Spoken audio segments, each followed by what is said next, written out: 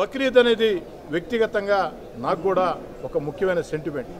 ఎందుకంటే నేను ఎమ్మెల్యే కాకముందు ఈనాడు ఆనాడు ఏనాడు కూడా ఈ యొక్క బక్రీద్ కానీ రంజాన్ కానీ అదేవిధంగా అన్ని కులాలకి మతాలకు అతీతంగా అన్ని పండుగల సందర్భంగా ఆ యొక్క ప్రజలకి అన్ని రకాల ఏర్పాట్లలో ఆధ్యాత్మిక కార్యక్రమాల్లో నేను ముందు ఉంటాను. అందుకే ఈరోజు ఎన్ని రకాల పనులు ఒత్తిళ్లు ఉన్నా బక్రీద్ వచ్చేస్తుంది. సూచనలు సలహాలు కూడా తీసుకోవడం జరిగింది. కమిషనర్ గారు మరో మాట కూడా చెప్పారు, ఈద్గా కమిటీ సభ్యులు ఎప్పుడు ఏ అవసరం వచ్చినా నేరుగా సంప్రదించాలని.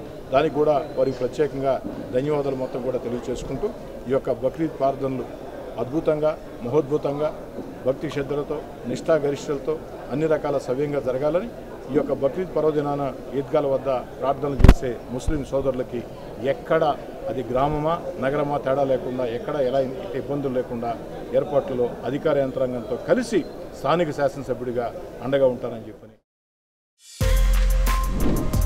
For more videos like this, subscribe Big TV channel.